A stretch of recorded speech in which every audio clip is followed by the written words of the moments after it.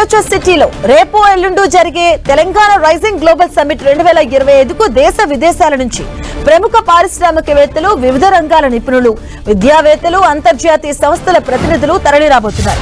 రాష్ట్ర భవిష్యత్తును ఆవిష్కరించే దిశగా జరిగే ఈ గ్లోబల్ సమ్మిట్ లో 2 రోజుల పాటు మొత్తంగా 27 ప్రత్యేక ప్యానెల్స్ చర్చలు జరుగుతున్నాయి.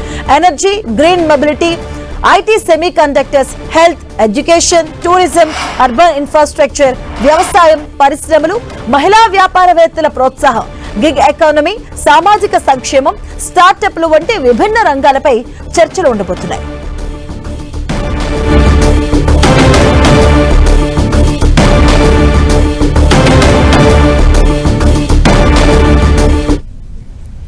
అలాగే రేపు ఎల్లుండి 2 రోజుల పాటు గ్లోబల్ సమ్మిట్ అంగరంగ వైభవంగా జరగడానికి ముస్తాబులు చేస్తుంది సర్కార్. దీనికి సంబంధించిన పూర్తి అప్డేట్స్ మా కరెస్పాండెంట్ చారి అందిస్తారు. చారి,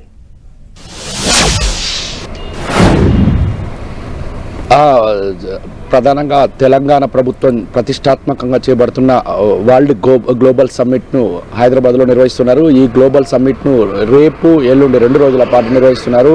రేపు మధ్యాహ్నం 1 గంటకు ప్రారంభమవుతుంది. 1 గంటకు ప్రారంభమయ్యే గ్లోబల్ సమ్మిట్ను 1:30 గంటలకు రాష్ట్ర గవర్నర్ జిష్ణుదేవ్ వర్మ ప్రారంభిస్తారు. అయితే ఇప్పటికే రాష్ట్ర ప్రభుత్వం తరఫున ముఖ్యమంత్రి రేవంత్ రెడ్డి ప్రధానమంత్రికి నరేంద్ర మోదీకి అదేవిధంగా ఇతర మంత్రులందరూ చాలా రాష్ట్రాల ముఖ్యమంత్రులకు ఆహ్వానాలు పలికారు. అయితే వివిధ రాష్ట్రాలకు సంబంధించిన ముఖ్యమంత్రులు వస్తామని హామీ ఇచ్చారు. మరొక వైపు దేశ విదేశాల నుంచి చాలా మంది ప్రతినిధులు, రాజకీయ ప్రముఖులు, అదేవిధంగా వివిధ పారిశ్రామికవేత్త ప్రముఖులు హాజరవుతున్నారు. మొత్తం 6 ఖండాలకు సంబంధించిన 44 దేశాలకు సంబంధించిన ప్రముఖులు హాజరవుతున్నారు. వీరు ఇందులో రాజకీయ అదేవిధంగా పారిశ్రామిక ప్రముఖులు హాజరవుతున్నారు. మొత్తంగా 27 సెషన్స్ ఇందులో జరగనున్నాయి. మొత్తానికి ఈ గ్లోబల్ సమ్మిట్ రేపు మధ్యాహ్నం ప్రారంభమైతే ఎల్లుండి 9వ తేదీ సాయంత్రం 6 గంటలకు ముగియబోతుంది. అయితే ఈ 2 రోజుల పాటు 27 సెషన్లో అనేక అంశాలు, ఇందులో ప్రధానంగా పారిశ్రామిక అభివృద్ధి, అదేవిధంగా గ్లోబల్ వార్మింగ్, తర్వాత గ్రీనరీ డెవలప్మెంట్, మరొక వైపు లైఫ్ సైన్స్, అదేవిధంగా స్పోర్ట్స్, ఎకానమీ, ఇతర అనేక రంగాలు, ఇలా చాలా రంగాల్లో ఈ విద్య, ఇతర రంగాల్లో మొత్తం ఈ గ్లోబల్ సమ్మిట్లో భాగంగా చర్చించబోతున్నారు.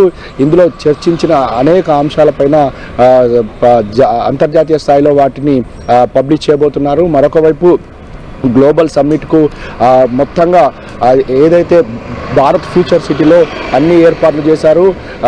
రేపు ఉదయం కల్లా పూర్తి స్థాయిలో ఏర్పాట్లు పూర్తయిపోతాయి. ఇప్పటికే వివిధ దేశాలకు సంబంధించిన పారిశ్రామికవేత్తలు కానీ రాజకీయ ప్రముఖులు కానీ బయలుదేరి వస్తున్నారు.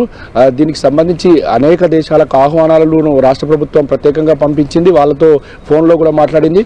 మొత్తానికి ఇక 6 ఖండాల నుండి 44 దేశాల నుంచి వివిధ రాజకీయ అదేవిధంగా పారిశ్రామికవేత్తలు రానుండడంతో అక్కడ పెద్ద ఎత్తున ఏర్పాట్లు చేశారు. హైదరాబాద్ నగరంలో అనేక ప్రాంతాల్లోని ప్రధాన హోటళ్లలో కూడా రూమ్స్ బుక్ చేశారు. దీనికోసం వాళ్ళకి ఎలాంటి ఇబ్బందులు కాకుండా అక్కడ 15,000 మంది పోలీసులతో భారీ బందోబస్తును ఏర్పాటు చేశారు.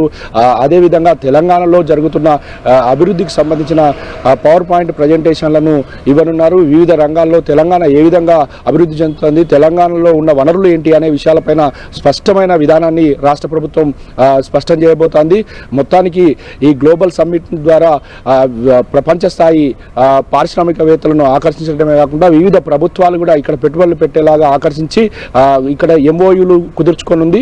దీనికి సంబంధించి కూడా ప్రత్యేకంగా ఒక సెషన్ ఏర్పాటు చేశారు. మొత్తంగా 4 హాల్స్ ఏర్పాటు చేసి ప్రధానంగా ఒక హాల్లో సమ్మిట్ జరుగుతుంది, 2వ హాల్లో సెషన్స్ జరుగుతూ ఉంటాయి, 3వ హాల్లో దీనికి సంబంధించిన సమ్మిట్కి సంబంధించిన ఎంఓయూలు జరుగుతుంటాయి, 4వ హాల్లో కల్చరల్ యాక్టివిటీస్కి సంబంధించి కూడా ఏర్పాటు చేశారు. ఈ సందర్భంగా అనేక సాంస్కృతిక కార్యక్రమాలు నిర్వహించబోతున్నారు. అదేవిధంగా ప్రపంచ స్థాయి గుర్తింపు ఉన్న క్రీడాకారులు, ప్రపంచ స్థాయి సంగీత ఇతర రంగాల నిపుణులు, విద్వాంసులు హాజరవుతున్నారు. మొత్తానికైతే గ్లోబల్ సమ్మిట్ను ప్రపంచ స్థాయిలోనే ఆకట్టుకునే విధంగా ముఖ్యమంత్రి రేవంత్ రెడ్డి దీనికోసం ప్రత్యేక చర్యలు తీసుకున్నారు. నిన్న కూడా దాన్ని పరిశీలించారు. ఇక ఏర్పాట్లు ముమ్మరంగా సాగుతున్నాయి.